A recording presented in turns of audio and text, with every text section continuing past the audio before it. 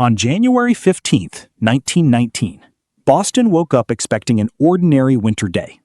Nobody had any idea they were only minutes away from one of the strangest disasters in American history. In a crowded neighborhood stood a giant steel tank towering over homes and businesses, so large that locals barely noticed it anymore. Inside that tank was more than 2 million gallons of molasses, enough to fill an entire city block with thick brown syrup. For years, residents reported strange noises coming from the tank, but most people ignored them and carried on with their lives. Then, just after noon, witnesses heard a deep rumble rolling through the neighborhood, followed by a sound many compared to a machine gun. In a single moment, the massive steel tank exploded apart, sending giant pieces of metal flying through the air like shrapnel. But the real danger wasn't the steel. It was what came out next. A gigantic wall of molasses burst into the streets, moving far faster than anyone thought possible. People turned around expecting rainwater or smoke, but instead saw a dark brown wave racing directly toward them. The wave grew larger as it moved, swallowing streets, carts, and anything standing in its path. Witnesses later estimated the wave reached nearly 25 feet high in some areas, towering over nearby buildings. Panic spread instantly as people began running for their lives, trying to escape something they couldn't even understand. The thick molasses slammed into structures with tremendous force, crushing walls and tearing apart buildings. Horse-drawn wagons were tossed around like toys, while heavy debris was carried through the streets.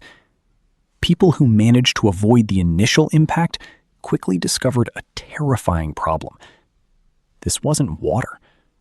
The molasses was incredibly thick and sticky, turning every movement into a desperate struggle. Some victims became trapped almost immediately, unable to pull themselves free from the rapidly spreading syrup. Others tried climbing onto elevated structures as the streets disappeared beneath the flood. Entire sections of the neighborhood were transformed into a giant sticky maze of wreckage and debris. Rescue teams rushed toward the disaster zone as fast as they could. But even experienced rescuers found themselves fighting the molasses with every step they took. Equipment became trapped. Boots became trapped. Even rescue efforts slowed to a crawl because of the syrup covering everything. As survivors waited on rooftops and debris piles, rescuers worked tirelessly to reach them. Then, night arrived, bringing darkness to an already unimaginable scene. Lanterns illuminated streets that no longer looked like streets at all. The city had been transformed into a landscape covered in thick brown sludge. And then the temperature started dropping.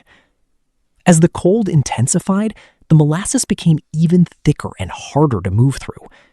What had already been a nightmare was becoming even worse for everyone involved. Cleanup crews soon arrived, only to discover the disaster wasn't going away anytime soon. Every building, sidewalk, wagon, and street seemed covered in a sticky layer of molasses. Workers spent day after day scraping, washing, and clearing the city block by block. Weeks passed before many areas finally began returning to normal. But one question remained. How could something like this possibly happen? Investigators carefully examined the twisted remains of the enormous tank. What they discovered shocked the public. The tank had serious structural flaws and may never have been built to safely handle its contents. Even worse, there had reportedly been warning signs long before the disaster occurred. Leaks had been noticed. Concerns had been raised. But the danger had never been fully addressed. When the final numbers were counted, 21 people had lost their lives and more than 150 had been injured. A city had been devastated, not by fire, not by a hurricane, not by an earthquake, but by molasses.